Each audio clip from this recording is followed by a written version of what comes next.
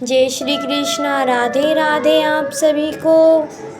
कल हमने श्रीमद् भागवत गीता में अध्याय 15 पढ़ा था। आज हम अध्याय 16 पढ़ेंगे, देवी तथा असुरी स्वभाव। भगवान ने कहा, हे भरत पुत्र, निर्भयता, आत्मशुद्धि, आध्यात्मिक ज्ञान का अनुशीलन, दान, आत्मसंयम, यज्ञ, प्रायणता, वेदाध्ययन, तपस्या, सरलता, अहिंसा, सत्यता, क्रोधविहीनता, त्याग, शांति, छिद्रावेशन में अरुचि, समस्त जीवों पर करुणा, लोभविहीनता, भद्रता, लज्जा, संकल्प, तेज, क्षमा, धैर्य, पवित्रता, ईर्ष्या तथा सम्मान की अभिलाषा से मुक्त, ये सारे दिव्य गुण हैं जो देवी प्रकृति में संपन्न देवतुल्य पुरुषों में पाए जाते हैं। 15वें अध्याय के प्रारंभ में यह भौतिक जगत की रूपी अक्षेत्रीय वृक्ष की व्याख्या की गई है। उससे निकलने वाली अतिरिक्त जड़ों की तुलना जीवों के शुभ तथा अशुभ कर्मों से की गई है। 9वें अध्याय में भी देवों तथा असुरों में वर्णन किया हुआ है। अवैदिक अनुष्ठानों के अनुसार सतों के लिए सारे कार्य मुक्ति पथ में प्रगति करने के लिए शुभ माने जाते हैं और ऐसे कार्य को देवी प्रकृति कहा जाता है। जो लोग इस देवी प्रकृति में स्थित होते हैं वे मुक्ति के पथ पर अग्रसर होते हैं। इसके विपरीत उन लोगों के लिए जो रजो तथा तमोगुण में रहकर कार्य करते हैं, मुक्ति की कोई संभावना नहीं रहती। उन्हें या तो मनुष्य की तरह इसी भौतिक जगत में रहना होता है या फिर पशु योनि में या इससे भी निम्न योनियों अवतारित होते हैं। इस 16वें अध्याय में भगवान देवी प्रकृति तथा उसके गुणों एवं असुरी होते हैं गुणों का समान रूप से वर्णन करते हैं। वे इन गुणों के लाभों तथा हानियों का भी वर्णन करते हैं। दिव्य गुणों या देवी प्रवृत्तियों से युक्त उत्पन्न व्यक्ति के प्रसंग में प्रयुक्त अभिजात शब्द बहुत सार गंभीर है। देवी परिवेश में संतान उत्पन्न करने को वैदिक शास्त्रों में गर्भधान संस्कार कहा गया है। यदि माता पिता चाहते हैं कि दिव्य गुणों से युक्त संतान उत्पन्न हो तो उन्हें सामाजिक जीवन में मनुष्यों के लिए बताए गए इस नियमों का पालन करना चाहिए। भगवद गीता में हम पहले ही पढ़ चुके हैं कि अच्छी संतान उत्पन्न करने के निमित्त मिथुन जीवन साक्षात कृष्ण है। मिथुन जीवन कृष्णा भावना मर्त में प्रयोग किया जाए। जो लोग कृष्णा भावना मर्त में हैं, कम से कम उन्हें तो कुत्ते बिल्लियों की तरह संतानें उत्पन्न नहीं करनी चाहिए। उन्हें ऐसी संतानें उत्पन्न करनी चाहिए जो जन्म लेने के पश्चात कृष्णा भावना भावित हो सके। कृष्णा भावना मर्त में तल्लीन माता पिता से उत्पन्न संतानों को इतना लाभ तो मिलना ही चाहिए। वर्णाश्रम धर्म नामक सामाजिक संस्था जो समाज को सामाजिक जीवन के 4 विभागों एवं काम धंधों अथवा वर्णों के 4 विभागों में विभाजित करती है, मानव समाज को जन्म के अनुसार विभाजित करने के उद्देश्य से नहीं है। ऐसा विभाजन शैक्षिक योग्यताओं के आधार पर किया जाता है। ये विभाजन समाज में शांति तथा संप्रभुता बनाए रखने के लिए है। यहाँ पर जिन गुणों का उल्लेख हुआ है उन्हें दिव्य कहा गया है। वर्णाश्रम संस्था में सन्यासी को समस्त सामाजिक वर्णों का आश्रमों में प्रधान या गुरु माना जाता है। ब्राह्मण को समाज के 3 वर्णों स्त्रियों, वैश्यों तथा शूद्रों का गुरु माना जाता है, लेकिन सन्यासी इस संस्था के शीर्ष पर होता है और ब्राह्मणों का भी गुरु माना जाता है। सन्यासी की पहले योग्यता निर्भयता होनी चाहिए, क्योंकि सन्यासी को किसी सहायक के बिना एकाकी रहना होता है। अतएव भगवान की कृपा ही उसका एकमात्र आश्रय होता है। उसे एक पूर्ण विश्वास होना चाहिए कि कृष्णा या अंतर्यामी स्वरूप परमात्मा सदैव अंतर में रहते हैं। वे सब कुछ देखते रहते हैं और जानते हैं कि कोई क्या करना चाहता है। इस तरह मनुष्य को दृढ़ विश्वास होना चाहिए कि परमात्मा स्वरूप कृष्ण शरणागत व्यक्ति की रक्षा करेंगे। उसे सोचना चाहिए, मैं कभी अकेला नहीं हूँ, भले ही मैं गहनतम जंगल में क्यों न हूँ, मेरा साथ कृष्ण देंगे और सब तरह से मेरी रक्षा करेंगे। ऐसा विश्वास अभयम या निर्भयता कहलाता है। संन्यास आश्रम में व्यक्ति की ऐसी मनोदशा आवश्यक है, तभी उसे अपने अस्तित्व को शुद्ध करना होता है। संन्यास आश्रम में पालन किए जाने के अनेक विधि विधान हैं। इनमें सबसे महत्वपूर्ण यह है कि सन्यासी को किसी स्त्री के साथ घनिष्ठ संबंध नहीं रखना चाहिए। उससे एकांत स्थान में स्त्री से बातें करने तक की मनाही है। भगवान आदर्श सन्यासी थे और जब वे पुरी में रह रहे थे तो उनकी भक्तों को उनके पास नमस्कार करने तक के लिए जाति के प्रति घृणा भाव का चिन्ह नहीं था, अपितु सन्यासी पर लगाया गया प्रतिबंध था कि उसे स्त्रियों से निकट संपर्क नहीं रखना चाहिए। मनुष्य को अपने अस्तित्व पालन करना होता है।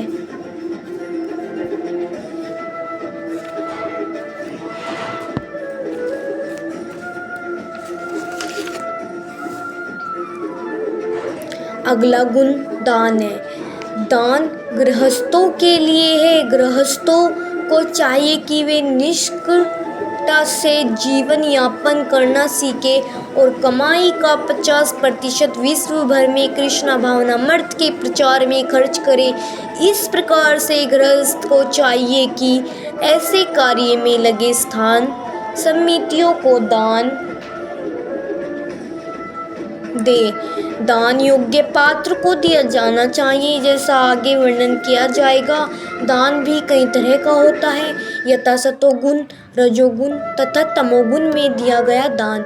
सतोगुण में दिए जाने वाले दान की संतुष्टि शास्त्रों ने की है, लेकिन रजो या तमोगुण में दिए गए दान की संतुष्टि नहीं है, क्योंकि यह धन का अपव्यय मात्र है। संसार भर में कृष्ण भावनामृत के प्रसार हेतु ही दान दिया जाना चाहिए। ऐसा दान सतोगुणी होता है। जहाँ तक दम का प्रश्न है, यह धार्मिक समाज के अन्य आश्रमों के लिए ही नहीं है, अपितु गृहस्थ के लिए विशेष रूप से। यद्यपि उसके पत्नी होती है, लेकिन उसे चाहिए कि व्यर्थ ही अपनी इंद्रियों को विषय भोग की ओर न मोड़े। गृहस्थों पर भी मिथुन जीवन के लिए प्रतिबंध और इसका उपयोग केवल संतानोत्पत्ति के लिए किया जाना चाहिए। यदि वे संतान नहीं चाहता तो उससे अपनी पत्नी के साथ विषय भोग में लुप्त नहीं होना चाहिए। आधुनिक समाज मैथुन जीवन का भोग करने के लिए निरोध विधियों का या अन्य गृहीत विधियों का उपयोग करता है। गृहस्थों को यज्ञ भी करना चाहिए, क्योंकि यज्ञ के लिए पर्याप्त धन चाहिए। ब्रह्मचारी, वानप्रस्थ तथा संन्यास आश्रम वालों के पास धन नहीं होता, वे तो भिक्षाटन करके जीवित रहते हैं। अतः विभिन्न प्रकार के यज्ञ ग्रंथों के दायित्व उन्हें चाहिए कि वैदिक साहित्य द्वारा आदिष्ट अग्निहोत्र यज्ञ करें। लेकिन आजकल ऐसे यज्ञ अत्यंत खर्चीले हैं और हर किसी गृहस्थ के लिए इन्हें संपन्न कर पाना कठिन है। मनुष्य को जीवन भर में गृहस्थ ही नहीं बने रहना चाहिए, उसे समर्पण रखना होगा कि जीवन के 4 विभाग हैं: ब्रह्मचारी, गृहस्थ, वानप्रस्थ तथा संन्यास। अतएव गृहस्थ रहने के बाद उसे विरक्त हो जाना चाहिए। यदि कोई 100 वर्ष जीवित रहता है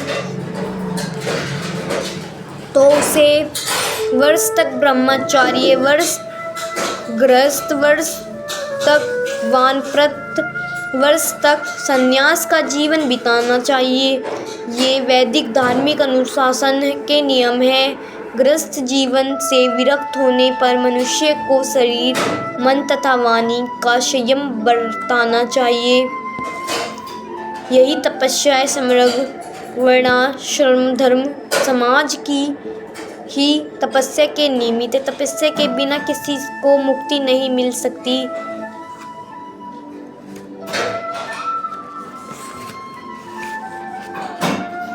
अहिंसा का अर्थ है किसी जीव के प्रगतिशील जीवन को न रोकना। किसी को यह नहीं सोचना चाहिए कि क्योंकि शरीर के वध किए जाने के बाद भी आत्मा स्फुलिंग नहीं मरता, इसलिए इंद्रिय तृप्ति के लिए पशु वध करने में कोई हानि नहीं है। परचूर, अस्त्र, फल तथा दुग्ध की पूर्ति होते हुए भी आजकल लोगों में पशुओं का मांस खाने की लत पड़ी हुई है, लेकिन पशुओं के वध की कोई आवश्यकता नहीं है। यह आदेश हर एक के लिए है। जब कोई विकल्प न रहे तभी पशुवध किया जाए, लेकिन इसकी यज्ञ में बलि की जाए। जो भी हो, जब मानवता के लिए प्रचुर भोजन हो तो जो लोग आध्यात्मिक साक्षात्कार में प्रगति करने के इच्छुक हैं उन्हें पशु हिंसा नहीं करनी चाहिए। वास्तविक अहिंसा का अर्थ है कि किसी के प्रगतिशील जीवन को रोका न जाए। पशु भी अपने विकास काल में एक पशु योनि से दूसरी पशु योनि में देहांतरण करके प्रगति करते हैं। यदि किसी विशेष पशु का वध कर दिया जाए तो उसकी प्रगति रुक जाती है। यदि कोई पशु किसी शरीर में बहुत दिनों से या वर्षों से रह रहा हो और उसे ऐसे में ही मार दिया जाए तो उसे पुनः उसी जीवन में वापस आकर शेष दिन पूरे करने के बाद ही दूसरी योनि में जाना पड़ता है। सत्यम का अर्थ है कि मनुष्य को अपने स्वार्थ के लिए सत्य को तोड़ना मरोड़ना नहीं चाहिए। वैदिक साहित्य में कुछ अंश अत्यंत कठिन है, लेकिन उनका अर्थ किसी प्रारंभिक गुरु से जानना चाहिए। वेदों को समझने की यही विधि है। श्रुति का अर्थ है किसी अधिकारी को सुनना। मनुष्य को चाहिए कि अपने स्वार्थ के लिए कोई विवेचना न घड़े। भगवद गीता की अनेक टीकाएं हैं जिसमें मूल पाठ की गलत व्याख्या की गई है। शब्द का वास्तविक भावार्थ प्रस्तुत किया जाना चाहिए और इसे प्रारंभिक गुरु से ही सीखना चाहिए। अक्रोध का अर्थ है क्रोध को रोकना। यदि कोई शुभद बनावे तो भी शाणु बने रहना चाहिए, क्योंकि एक बार क्रोध करने पर सारा शरीर दूषित हो जाता है। क्रोध रजोगुण तथा काम से उत्पन्न होता है। अतएव जो योगी है उसे क्रोध पर नियंत्रण रखना चाहिए कि दूसरे के दोष न निकाले और व्यर्थ ही उन्हें सही न करे। निसंदेह चोर को चोर कहना छिद्रावेशन नहीं है, लेकिन निष्पट व्यक्ति को चोर कहना उस व्यक्ति के लिए परम अपराध होगा जो आध्यात्मिक जीवन में प्रगति करना चाहता है। ही का अर्थ है कि मनुष्य अत्यंत लज्जाशील हो और कोई गर्हित कार्य न करे,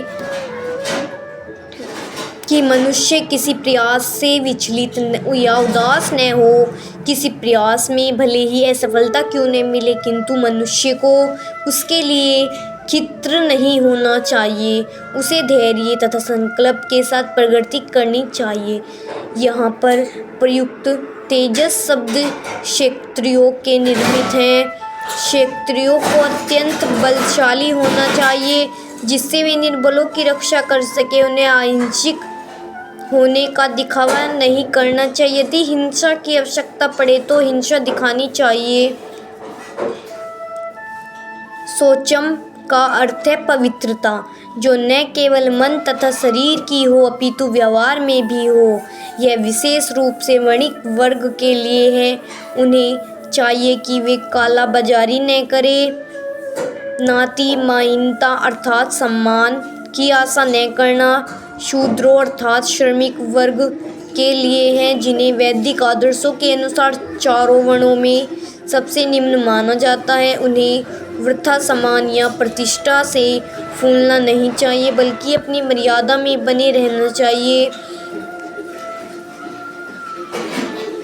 यहाँ पर वर्णित 26 गुणों दिव्य हैं। वर्णाश्रम धर्म के अनुसार इनका आचरण होना चाहिए। सारांश यह है कि भले ही भौतिक परिस्थितियाँ शोचनीय हो, यदि सभी वर्णों के लोग इन गुणों का अभ्यास करें तो वे आध्यात्मिक अनुभूति के सर्वोच्च पद तक उठ सकते हैं। इस श्लोक में नरक के राजमार्ग का वर्णन हुआ है।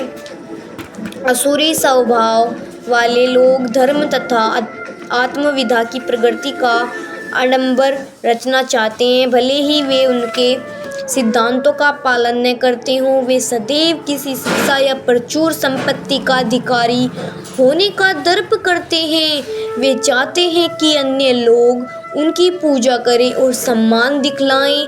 भले ही वे सम्मान के योग्य न हो, वे छोटी छोटी बातों पर क्रुद्ध क्या करना चाहिए, खरी खोटी सुनाते हैं और नम्रता से नहीं बोलते। वे यह नहीं जानते कि क्या करना चाहिए और क्या नहीं करना चाहिए। वे अपनी इच्छा अनुसार सनक वंश सारे कार्य करते हैं। वे किसी प्रमाण को नहीं मानते। वे ये असुरी गुण तभी प्राप्त करते हैं जब वे अपनी माताओं के घर में होते हैं, और जो वे बढ़ते हैं त्यों अशुभ गुण प्रकट होते हैं। भगवान कृष्ण अर्जुन को यह कहकर प्रोत्साहित करते हैं कि वह असुरी गुणों के साथ नहीं जन्मा है। युद्ध में उसका सम्मिलित होना असुरी नहीं है, क्योंकि वह उसके गुण दोषों पर विचार कर रहा था।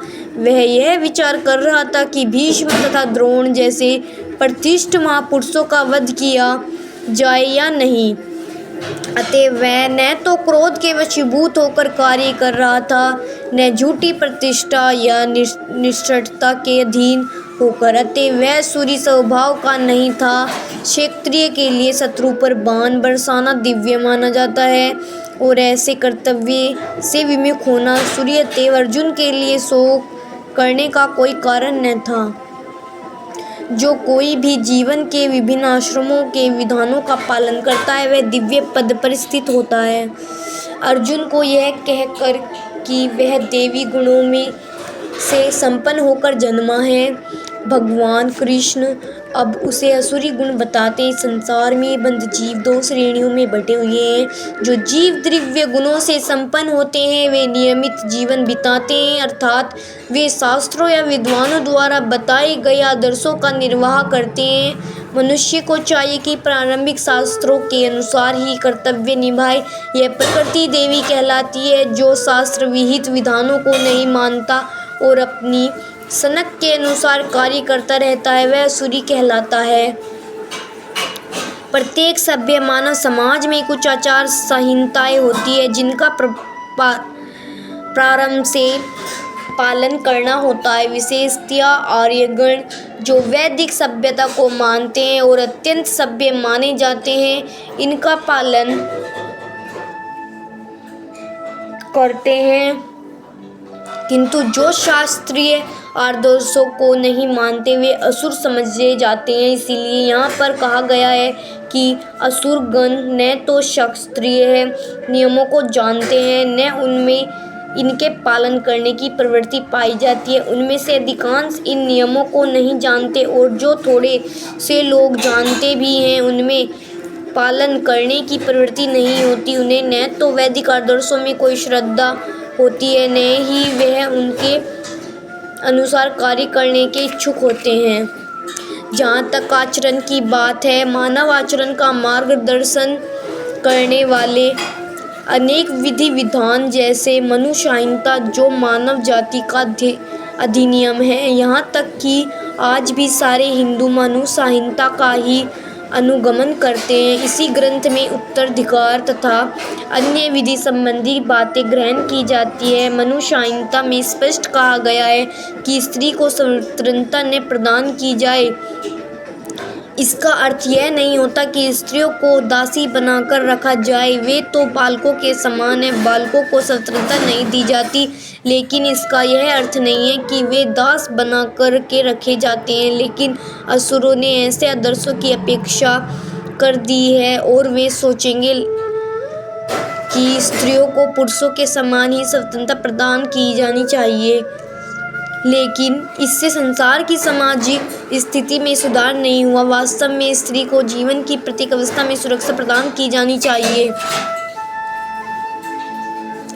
असुरी लोग यह निष्कर्ष निकालते हैं कि यह जगत मायाजाल है, इसका न कोई कारण है, न कार्य, न नियामक, न कोई प्रयोजन, हर वस्तु मिथ्या है। उनका कहना है कि यह दृश्य जगत आकस्मिक भौतिक क्रियाओं तथा प्रक्रियाओं के कारण है। वे यह नहीं सोचते कि ईश्वर ने किसी प्रयोजन से इस संसार की रचना की है। उनका अपना सिद्धांत है कि इस संसार अपने आप उत्पन्न हुआ है और यह विश्वास करने का कोई कारण नहीं कि इसके पीछे किसी ईश्वर का हाथ है। उनके लिए आत्मा तथा पदार्थ में कोई अंतर नहीं होता और वे परमात्मा को स्वीकार नहीं करते। उनके लिए हर वस्तु पदार्थ मात्र है और यह पूरा जगत मानो अज्ञान का पिंड हो। उनके अनुसार प्रत्येक वस्तु शून्य है और जो भी संतुष्टि दिखती है वह केवल दृष्टि भ्रम के कारण है। वे इसे सच मान बैठते हैं कि विभिन्नता से पूर्ण यह सारी सृष्टि अज्ञान का प्रदर्शन है। जिस प्रकार स्वप्न में हम ऐसी अनेक वस्तुओं की सृष्टि कर सकते हैं जिनका वास्तव में कोई अस्तित्व नहीं होता है, जब हम जाग जाते हैं तो देखते हैं कि सब कुछ स्वप्न मात्र था। लेकिन वास्तव में यद्यपि असुर यह कहते हैं कि जीवन स्वप्न है, लेकिन वे इस स्वप्न को भोगने में बड़े कुशल होते हैं। अतएव वे ज्ञानार्जन करने के बजाय अपने स्वप्न लोक में अधिकाधिक उलझ जाते हैं। उनकी मान्यता है कि जिस प्रकार शिशु केवल स्त्री पुरुष के संयोग का फल है, उसी तरह इस संसार बिना किसी आत्मा के उत्पन्न हुआ है। उनके लिए एक पदार्थ का संयोग मात्र है जिसने जीवों को उत्पन्न किया, अतएव आत्मा को अस्तित्व का प्रश्न ही नहीं उठता। जिस प्रकार अनेक जीवित प्राणी आक्रमण पसीने ही से तथा मृत शरीर से उत्पन्न हो जाते हैं, उसी प्रकार यह सारा जीवित संसार दृश्य जगत के भौतिक संयोगों में प्रकट हुआ है।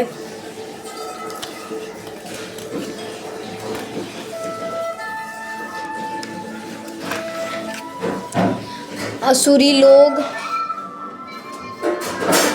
कार्यों में व्यस्त रहते हैं जिनसे संसार का विनाश हो जाए। भगवान यही कहते हैं कि वे कम बुद्धि वाले हैं। भौतिकवादी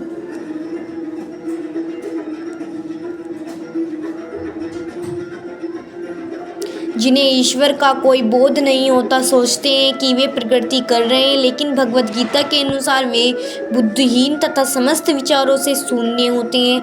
वे इस भौतिक जगत का अधिक से अधिक भोग करने का प्रयत्न करते हैं, अतएव इंद्रिय तृप्ति के लिए वे कुछ न कुछ नया आविष्कार करते रहते हैं। ऐसे भौतिक आविष्कारों को मानव सभ्यता का विकास माना जाता है, लेकिन इसका दुष्परिणाम यह होता है कि लोग अधिकाधिक हिंसक तथा क्रूर होते जाते हैं। वे पशुओं के प्रति क्रूर हो जाते हैं और अन्य मनुष्यों के प्रति भी।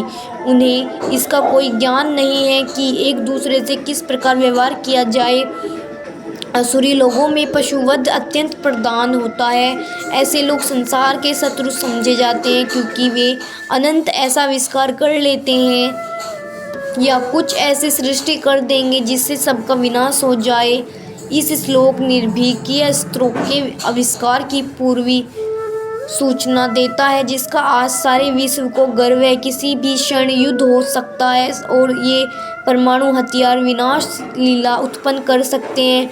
ऐसी वस्तुएं संसार के विनाश के लिए उद्देश्य से उत्पन्न की जाती है। यहाँ पर असुरी मनोवृत्ति का वर्णन हुआ है। असुरों में काम कभी तत्व नहीं होता। वे भौतिक भोग के लिए अपनी अतप्त इच्छाएं बढ़ाते चले जाते हैं। यद्यपि वे क्षणभंगुर वस्तुओं को स्वीकार करने के कारण सदैव चिंतामग्न रहते हैं, तो भी वे मोहवश ऐसे कार्य करते हैं, अपने निजी मंत्र बना लेते हैं और तदनुसार कीर्तन करते हैं। इसका फल यह होता है कि वे दो वस्तुओं की ओर अधिक आकृष्ट होते हैं, कर्म भोग तथा संपत्ति सच्ची है। इस प्रसंग में जिसका अर्थ है अपवित्र व्रत, ऐसे सूरी लोग मध्य स्त्रियों, गूढ़ की क्रीड़ा तथा मांसाहार के प्रति आसक्त होते हैं। ये ही उनकी अशुचि सिद्धांत बनाते हैं, जिनकी अनुमति वैदिक आदेश नहीं देती। यद्यपि ऐसे सुर लोग अत्यंत निंदनीय होते हैं। असुरी लोग मानते हैं कि इंद्रियों का भोग ही जीवन का चरम लक्ष्य है और वे आमरण इसी विचारधारा के धारण किए रहते हैं। वे मृत्यु के बाद जीवन में विश्वास करते, वे यह नहीं मानते कि मनुष्य को इस जगत में अपने कर्म के अनुसार विविध प्रकार के शरीर धारण करने पड़ते हैं। जीवन के लिए उनकी योजनाओं का अंत नहीं होता और वे एक के बाद एक योजना बनाते रहते हैं जो कभी समाप्त नहीं होती। हमें ऐसे एक व्यक्ति की ऐसी असुरी मनोवृत्ति का निजी अनुभव है, जो मरण काल तक अपने वेद से अनुनय विनय करता रहता है।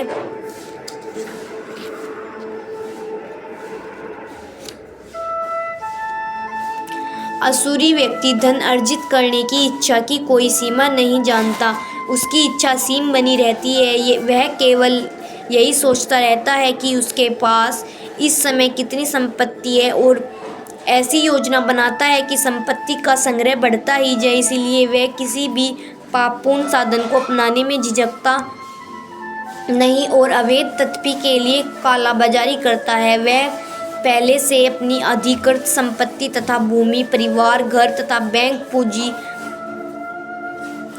पूंजी पर मुग्ध रहता है और उनमें वृद्धि के लिए सदैव योजनाएं बनाता रहता है। यहाँ बहुत सुंदर शरीर प्राप्त करता है। सूर्य व्यक्ति सोचता है कि ये चीज़ें आकस्मिक है और उसके बाहुबल के फलस्वरूप है। उसे विभिन्न प्रकार के लोगों, सुंदरता तथा शिक्षा के पीछे किसी प्रकार की योजना नहीं प्रतीत होती। ऐसे असुरी मनुष्य की प्रतियोगिता में जो भी सामने आता है वह उसका शत्रु बन जाता है। ऐसे अनेक असुरी व्यक्ति होते हैं और इनमें से प्रत्येक अन्यों का शत्रु होता है। यह शत्रुता पहले मनुष्यों के बीच, फिर परिवारों के बीच, तब समाज और अनंत राष्ट्रों के बीच बढ़ती जाती है। अतः विश्व भर में निरंतर संघर्ष, युद्ध तथा शत्रुता बनी हुई है।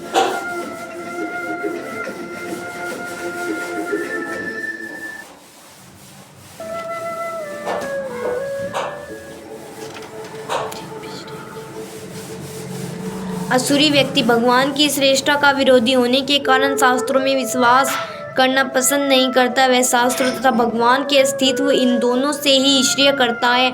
यह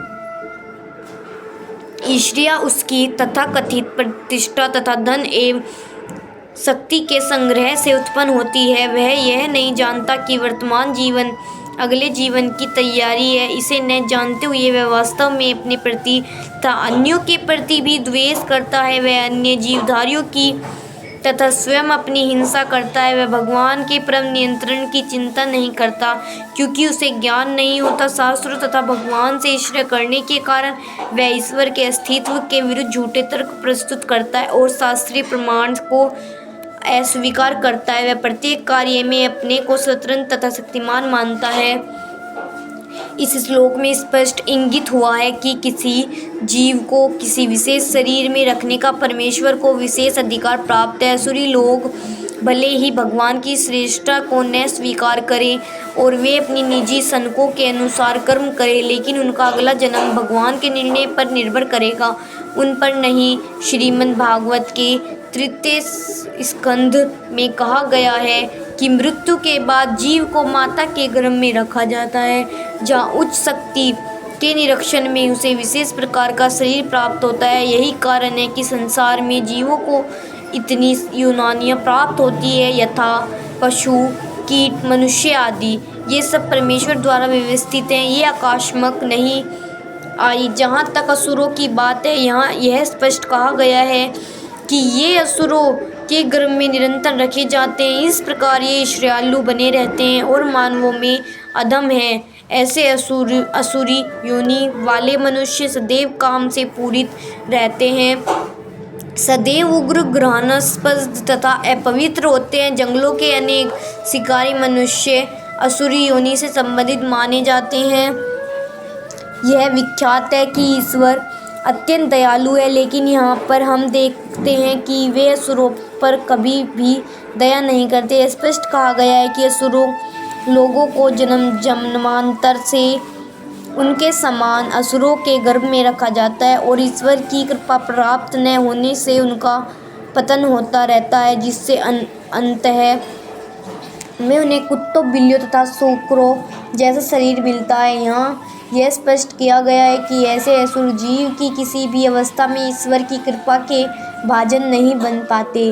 वेदों में कहा गया है कि ऐसे व्यक्ति अधः पतन होते पर क्रूर सुकूर बनते हैं। इस प्रसंग में यह तर्क किया जा सकता है कि यदि ईश्वर ऐसे असुरों पर कृपालु नहीं है तो उन्हें सर्व कृपालु क्यों कहा जाता है। इस प्रश्न के उत्तर में कहा जा सकता है कि वेदांत सूत्र से पता चलता है कि परमेश्वर किसी से घृणा नहीं करते। असुरों को परमेश्वर असुरों का वध करते हैं, लेकिन यह वध भी उनके लिए कल्याणकारी होता है, क्योंकि वैदिक साहित्य में पता चलता है कि जिस किसी का वध परमेश्वर द्वारा होता है उसको मुक्ति मिल जाती है। इतिहास में ऐसे असुरों के अनेक उदाहरण प्राप्त हैं, यथा रावण, कंस, हिरण्यकशिपु, जिन्हें मारने के लिए भगवान के विविध अवतार धारण किए। अतएव असुरों पर ईश्वर की कृपा तभी होती है जब वे इतने भाग्यशाली होते हैं कि ईश्वर उनका वध करे।